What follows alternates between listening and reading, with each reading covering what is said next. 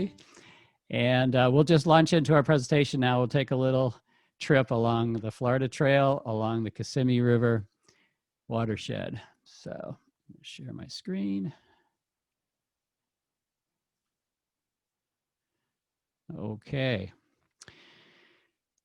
So as I said earlier, we took this hike back in January of this year. Seems like a lifetime ago. We were in the Kissimmee River area. This will give you an idea where this area is. It's just north of Lake Okeechobee, and it's south of the Disney World and what you know as the town of Kissimmee. It's south of that. And there's a lake called Lake Kissimmee. There's a chain of lakes around there you can see here.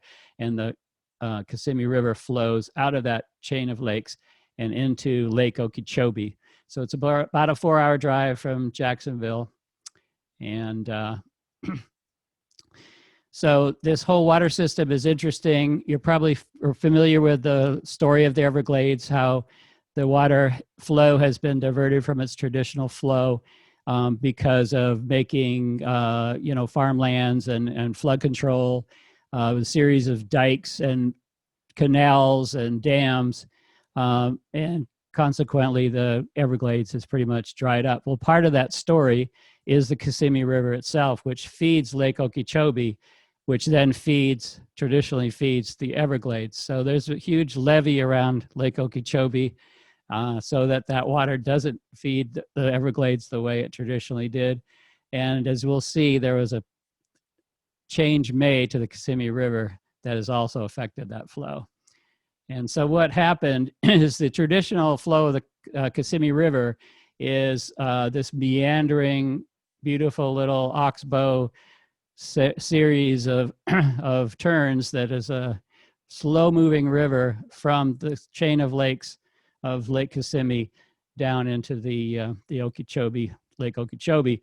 And in 1947, there were a lot of bad hurricanes. The folks in the area requested flood control. So they built a canal and basically just straightened it. So here's what it looked like a few years ago. It turned into a big canal, and they eliminated all these oxbows. And, they thought everything was, solved, and now they've improved everything. But what happened is they noticed that the waterfowl in the area was reduced by 90%. 90% of the birds that are the wading birds, the herons, the egrets, the storks, the cranes, just either deserted or died, and there were no birds anymore. And eagles were reduced by 70%. And all the fish species changed because the composition of oxygen in the water was changed. So they decided, whoops, we made a mistake. Let's put it back the way we found it. So that was a big project that ended up costing $1 billion. And it's just about ready. It's just about done.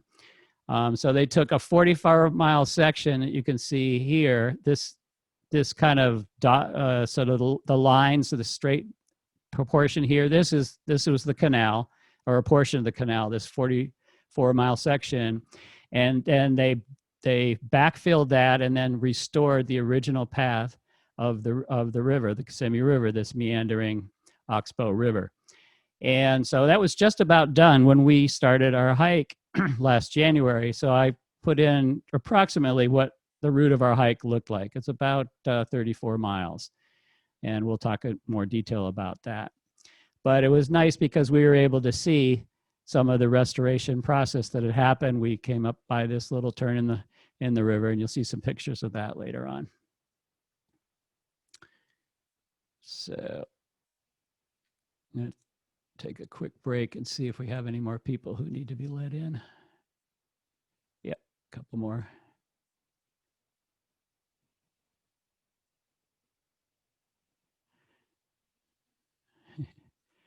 Okay. Welcome, newcomers. Sorry we were slow getting to you.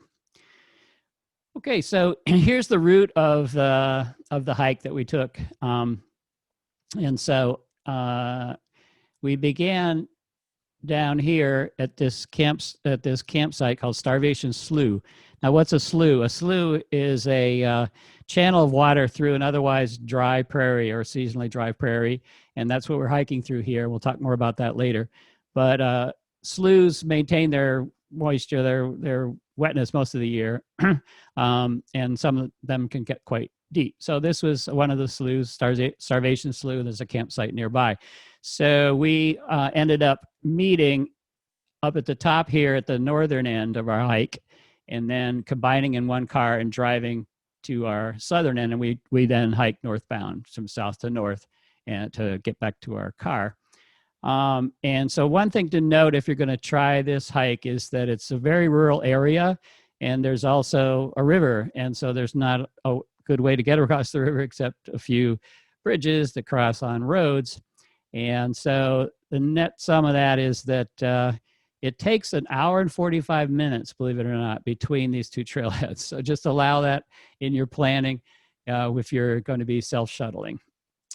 So our itinerary was to drive down here, do the meeting, and drive down to the beginning, and then hike in about 4 miles, which is about all we had time for the first day, to this second campsite, which is called Starvation Slough North. And so that's what we did. The next day, we did about 10 miles, ended up inside the Kissimmee Prairie Preserve State Park, which we'll talk about in a little bit, at a little campsite called Cowboy Crossing. And then the third day, we went up to the actual park itself, and we camped there. And then the last day was a long haul getting back to our cars through the prairie and across the river, and we'll talk about that.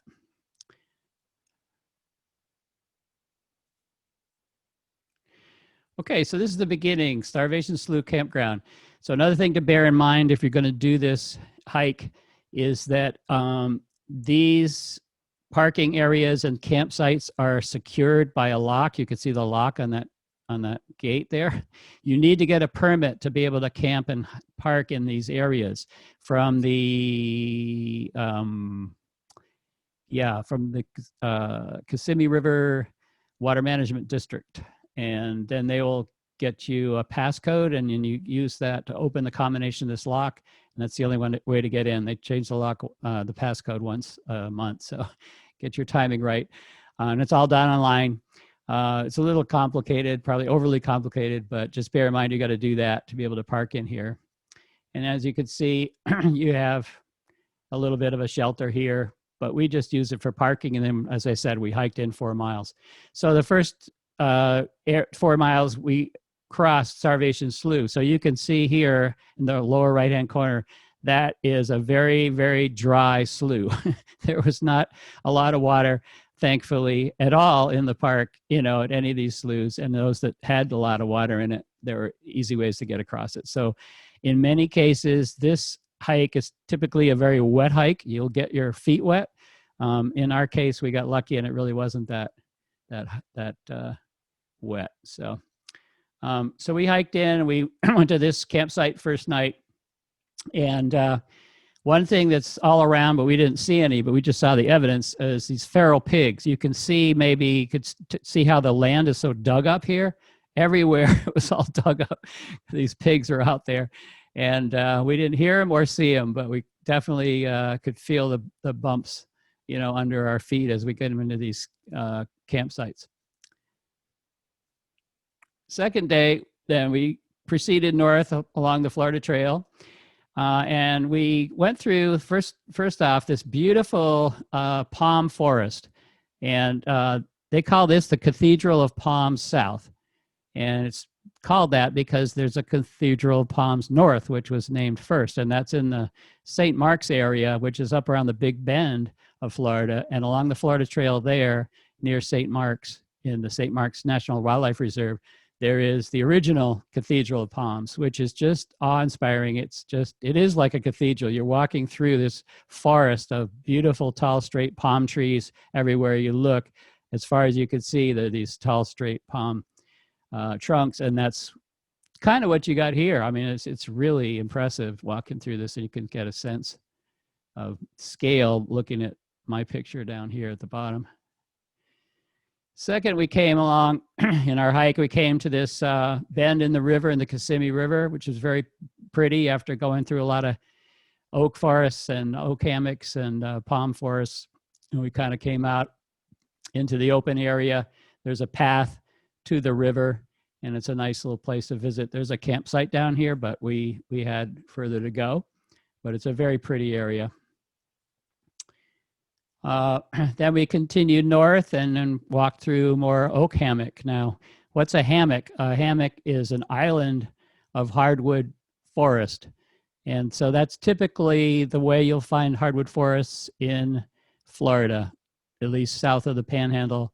You'll find them in islands or clumps where they're surrounded by other habitats, such as a marsh or a pine forest or a prairie in this case.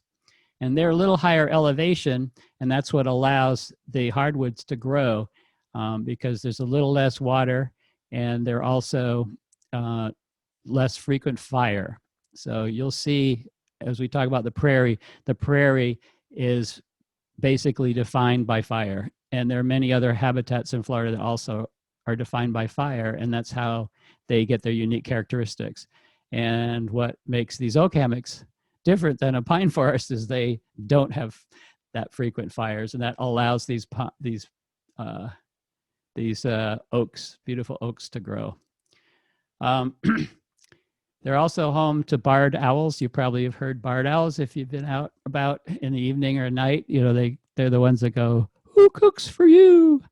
That distinctive sound. And so there's tons of those throughout these oak hammocks, and it's very, very enjoyable. After the hammocks, we came out into prairie, and this is a very unique ecosystem in Florida. Those of us who live on the coast may not know much about it, or in the North Florida area too. We don't see this much. It's really Central Florida, and it's just like being in the Midwest. You can see these vistas, long vistas with no trees and totally flat. Well, all of Florida's flat, but there's no trees to break up the horizon at all. It's just this beautiful expanse of native grasses, and just a beautiful thing. It's very different. So let me go back. So one thing about the dry prairie is their hydro period, meaning that the time that they're damp during a year, is less than 3 months, and a wet prairie would be greater than 6 months. So half the year, if you have a wet condition, you're going to have what's called a wet prairie. But these are dry prairies, and they're just seasonally damp. Most of the time, very dry. And so now we're going through the next area, which is a big slough, which is called Duck Slough.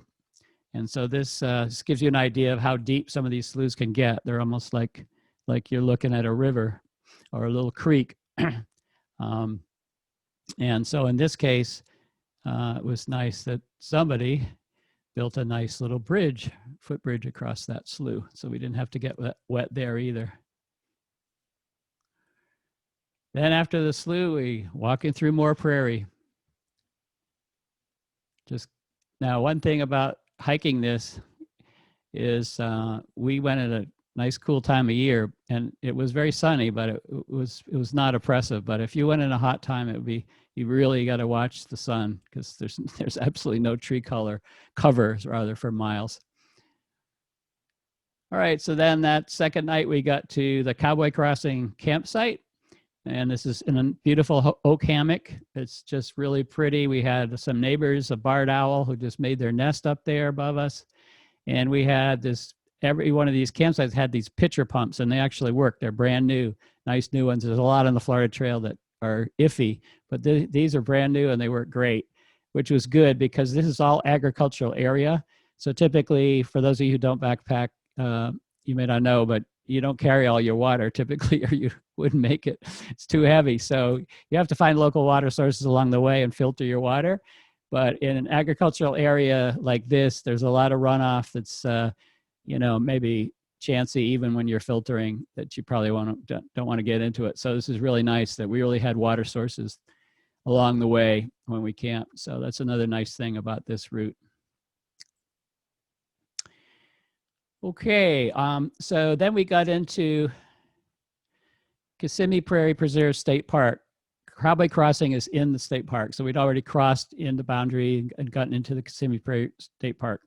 And so this is the largest remaining tract of Florida dry prairie, which is one of the most diverse habitats in North America. It doesn't look it, but there's 100 to 200 different plant species per acre in this habitat. One interesting thing about the park is they don't allow any signage or blazes. Blazes are the signs you see on trees when you're hiking, to indicate what the route is. And blazes are throughout the Florida Trail from the Everglades to Pensacola. You'll see these orange blazes, which indicate Florida Trail. But this is one section where you won't see blazes because they don't allow signs or high poles because they're trying to protect the endangered Florida grasshopper sparrow, which is endemic to this area. And it's a favorite meal of the raptors who live in the oak hammocks nearby. So the more places they have to perch and view their prey, the better and more successful they are at catching their prey. So they try to minimize that in the park. So you just have to look for the path, which is pretty clear, but there's no blazes throughout. I don't know, it's probably 8 or 10 miles of this park. Now, these habitats I mentioned are very interesting.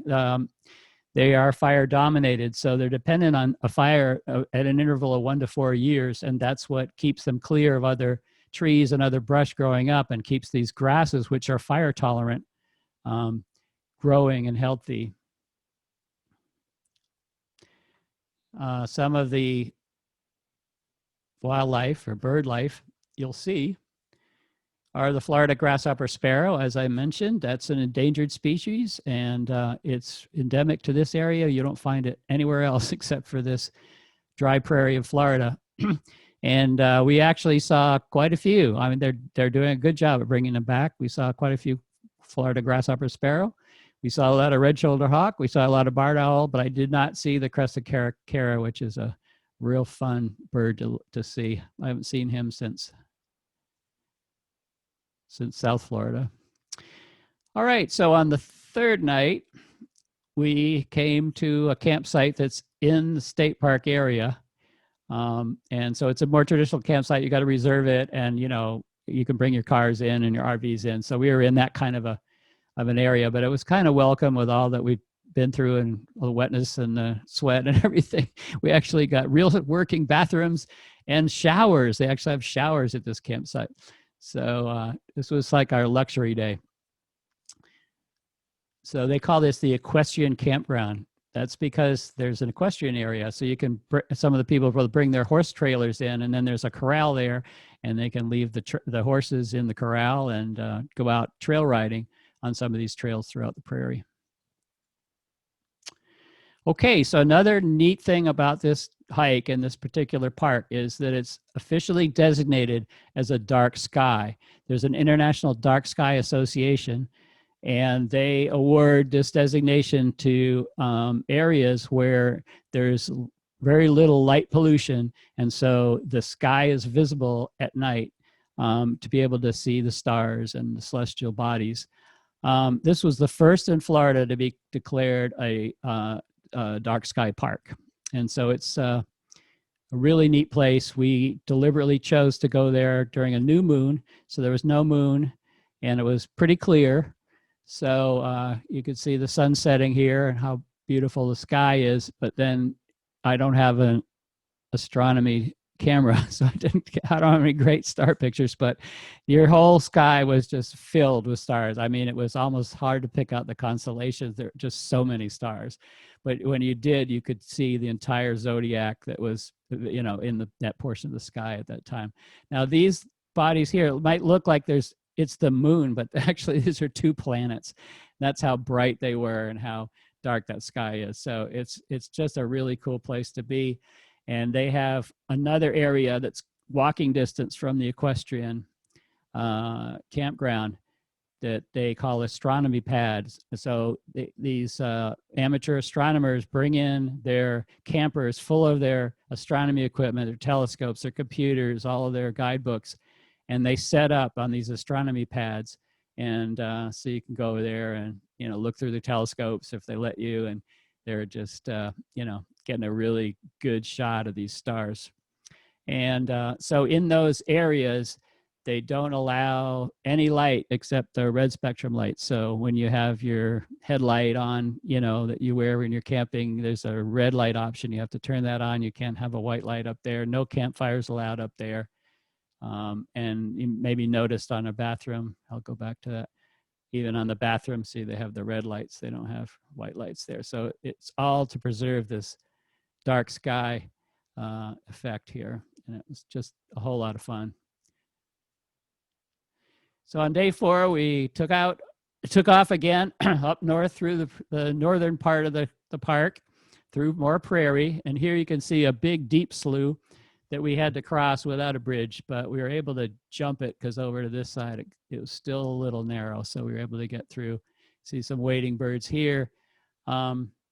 This was called 5 Mile Slough. And then there's another one that's 7 Mile Slough because they're 5 and 7 miles out.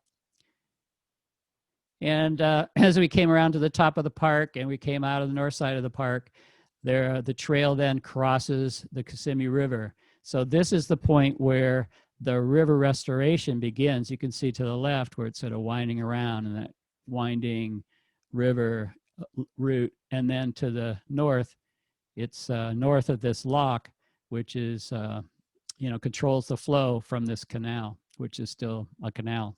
It's not restored river. So you cross over the lock.